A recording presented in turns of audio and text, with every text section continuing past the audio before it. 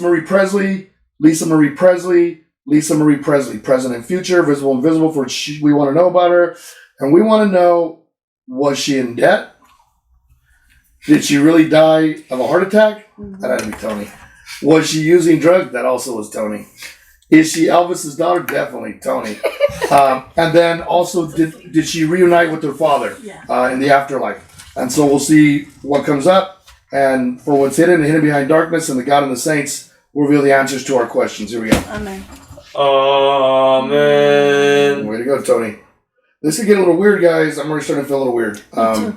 You too? Yeah, it's a little weird. Chills, like cold. Yeah, that's weird because I was really warm and suddenly... She's probably still around. 40 days. We'll see. Okay, here we go. First two coming down the circle for Lisa Marie Presley. Here we Circle!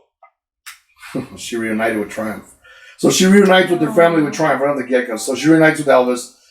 It talks about relationships, the Triumph and her relationship and reuniting. So talking about reuniting and shows all the gold cups. And across that shows the true love between her daughter and her father, which is really, I'm going to start crying because I love my son more than you guys could ever met. All my kids. I love all my kids. But having Matthew now, when I have a better understanding of who I am and all the things I've been through, there's definitely a different type of love. And I don't mean that to offend any of my other children. It does say something that she had to master, something that needed to be done. I think there was a gap in her life because of her father. And I think the fact that he died at a young age, the fact that he's using drugs, the fact that, him and his mom didn't reunite, I think that played a huge part for her, a huge gap. Because he was such a big star, and because he had so much notoriety, I don't think he was ever going to stop touring. He couldn't. He wouldn't be able to survive. They were taking his money.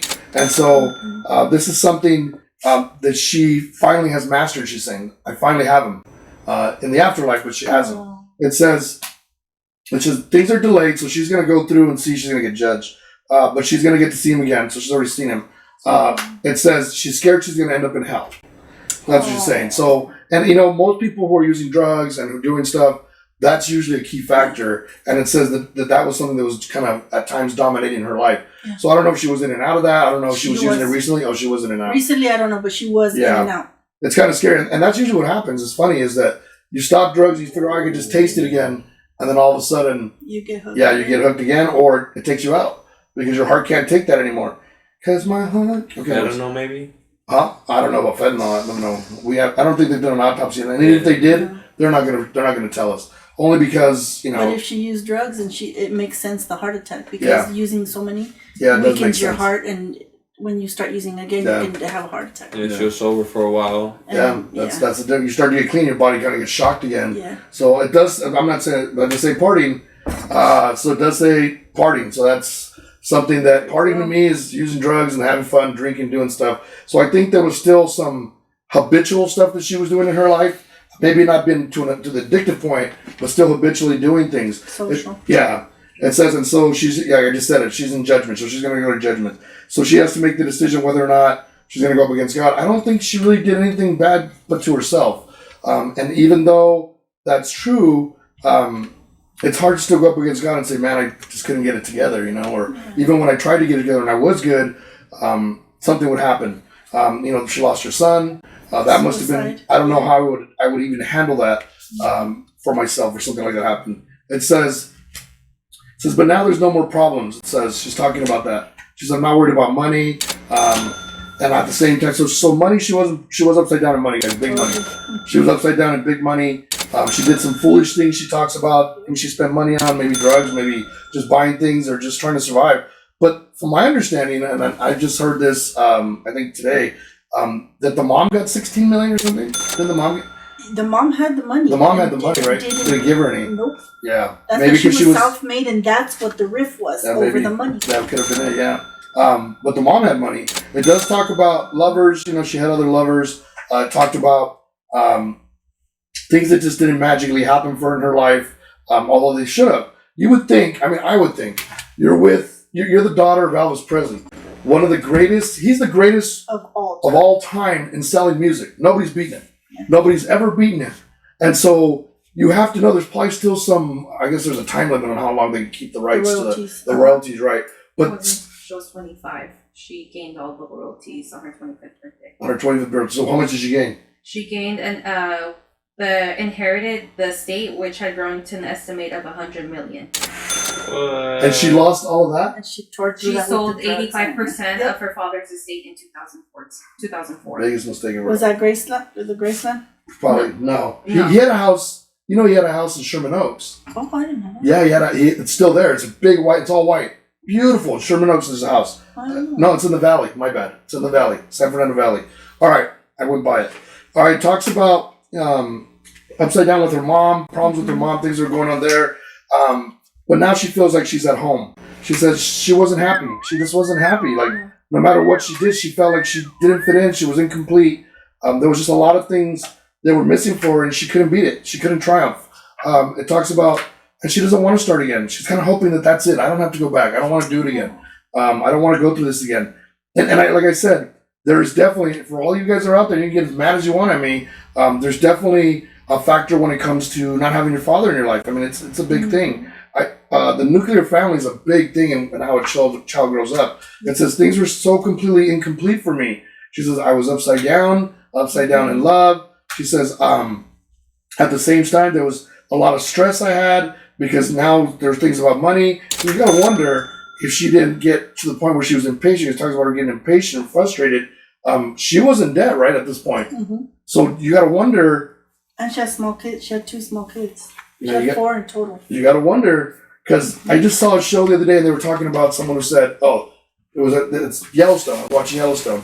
And in that show, there's a woman who, the sister of the Indian girl, she went to go see her sister killed, she took her life. She committed suicide. So when she went to go see that, she looked in her cabinet, she looked in her refrigerator, there was no food. And so she sacrificed herself. And so you got to wonder sometimes if people do that, they figure someone else will take care of the kids and give them a better life. It says she got frustrated and was impatient. It says, and slowly, it says hardship was coming. There was things that were going to be really hard. It says no money was upside down. And then it talks about her not being able to make a lot of money at this point. It says, and everything was bringing her to her knees. It says, it's true, everything that I'm saying. It says, this is what cut off her head. It says, but Elvis, now I talked about Elvis, he pops up. And it says, there's no more decisions you have to make. He's like, yeah.